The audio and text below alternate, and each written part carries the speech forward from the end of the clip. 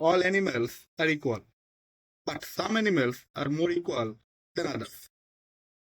জি হ্যাঁ, বিখ্যাত ডায়লগটি বর্তমানে বাংলাদেশের ক্রীড়াঙ্গনেরই যেন প্রতিচ্ছবি। আরো স্পেসিফিক ভাবে বলতে গেলে যারা হত্যাকর্তা অর্থাৎ ক্রীড়া মন্ত্রণালয়ে যারা চালাচ্ছে, যিনি উপদেষ্টা বা মন্ত্রী এবং বর্তমান বিসিবি যিনি সভাপতি, তাদের জন্য যেন এটা পারফেক্ট। আপনারা জানলে অবাক হবেন বা অবাক হবেন না, আপনারা এখন বুঝে নিয়েছেন যেটা জাস্ট একটা স্ট্যান্ড বাজি ছিল।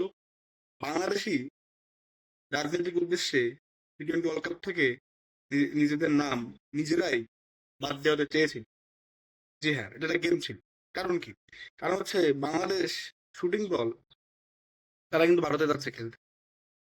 জি হ্যাঁ, তারা ভারতে যাচ্ছে।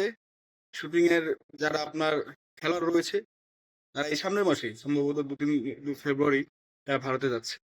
তো একই সময় আপনি ক্রিকেটের যে টিম আমাদের, তাদের ভারতে যেতে দিলেন না নিরাপত্তা সংখ্যায়, বা শুটিং টিমকে যেতে দিচ্ছেন।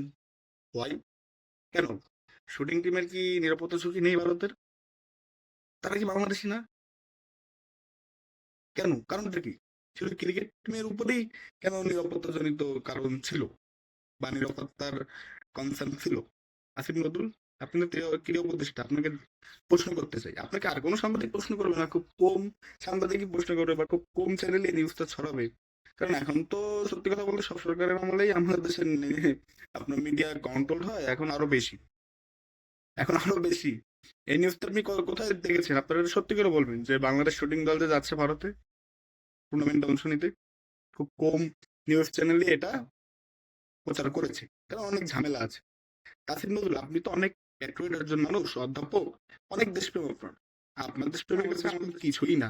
আপনি এর ব্যাখ্যাটা একটু দেবেন স্যার, কাইন্ডলি, যে কেন শুটিং টিম যেতে পারে ভারতে বা বাংলাদেশ ন্যাশনাল ক্রিকেট টিম যেতে পারে না টি-20 ওয়ার্ল্ড কাপ খেলতে? উত্তর আছে কি?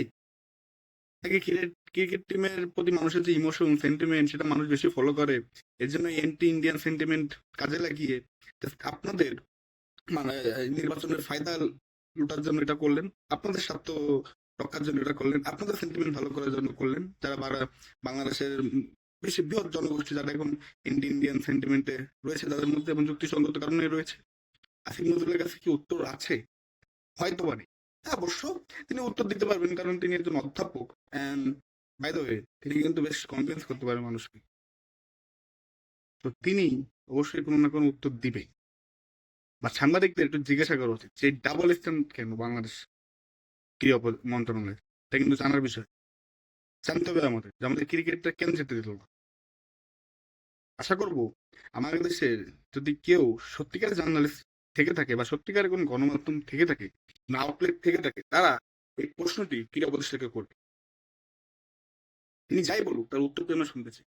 ক্রিকেটারদের উপর আপনার নিরাপত্তা ঝুঁকি রয়েছে, শুটিং যারা খেলোয়াড় তাদের নিরাপত্তা ঝুঁকি নেই, তাদের জীবন না। তো একই দেশে একই মাসে ফেব্রুয়ারিতে তো টি-20 ওয়ার্ল্ড কাপ হওয়ার কথা ছিল।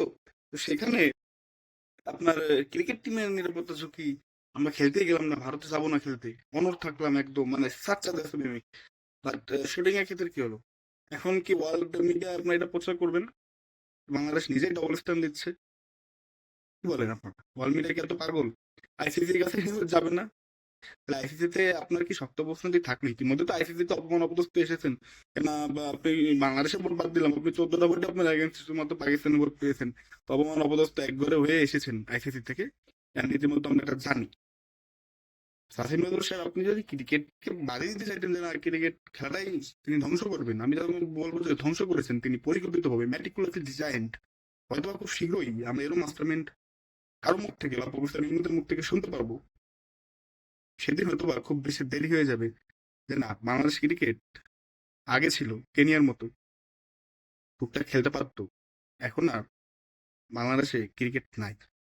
এই কথাটা যেন আমাদের বলতে হয়। যদি বলতে হয় সেক্ষেত্রে দেশের মানুষের সেন্টিমেন্ট যেভাবে আপনারা কাজে লাগিয়েছেন না, দেশের মানুষ কিন্তু, আপনারা তো জানেনই, খুব ভালো করে জানেন আসিফ নবী, যে দেশের মানুষ রুখে দাঁড়াতেও পারে, মাথায় উঠাতেও পারে, মাথা থেকে নামাতেও পারে।